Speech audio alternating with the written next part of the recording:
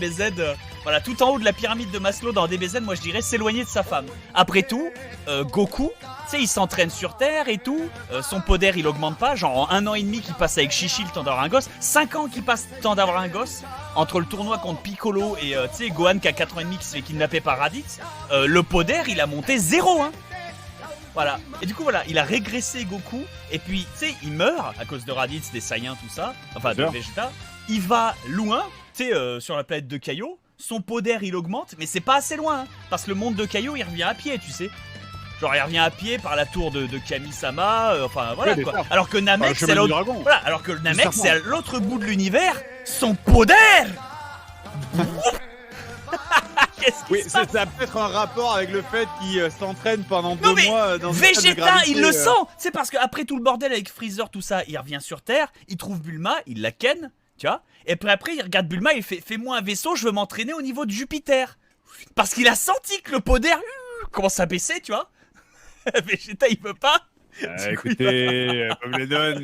Mais c'est vrai, je te jure. N'importe quel instant. Je me désolidarise. Tu veux qu'on parle de... Tu veux qu'on parle de Gohan. Voilà. Mais c'est une théorie qui est vachement répandue dans les cercles latinos. Il y a des gens qui clippent ça pour Twitter, sachez que je n'étais pas d'accord avec lui. J'ai déclippé, j'ai interdit les clips sur la chaîne. Mais ce que je veux dire, c'est une théorie latino qui fait marrer. Et Gohan est très affecté par ça. Gohan, voilà, c'est Gohan, plus il y a de gonzesses dans sa vie, plus son poder. Voilà, c'est Krillin aussi, hein. Krillin aussi, hein. Faut pas dire. Même si Krillin il a pécho, si tu veux, il a capé au moment où il a épousé ses 18. Hein. Après le poder, c'est fini. Hein. Alors tu peux argumenter que oui, c'est parce que le vieux a révélé son potentiel et tout ça et qu'il peut plus aller plus loin. Moi je dis des conneries. Il a capé, c'est tout.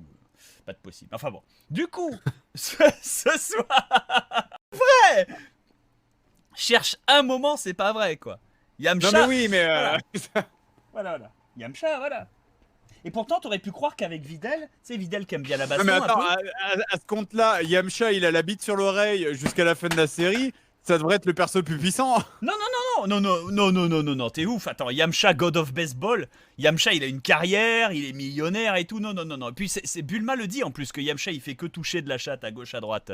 Et c'est pour ça que c'est la première victime dans toutes les rencontres. Hein. Chaozu. Tu vas pas me dire que Chaozu, il a ken. À mon avis, alors Chaozu, non, mais Chaozu, il a une limite de poder parce que c'est un enfant, si tu veux. Même s'il a 70 ans, on s'en bat les couilles. Mais c'est Tenshin Han, il y a Lunch, hein.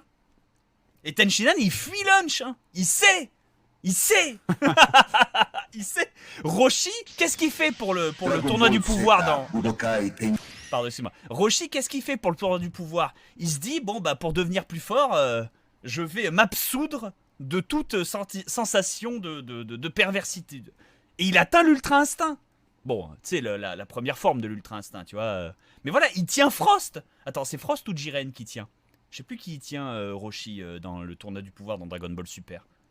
C'est Jiren. Ouais, c'est Jiren. Mais en plus, tu vois. C'est stupide d'ailleurs. C'est vraiment et dans le chat, un des passages les plus cons du manga. Et dans le chat, oublie pas Bojack. Bojack, il tue sa meuf dans le film. Et puis il passe vert, si tu veux. Le poder.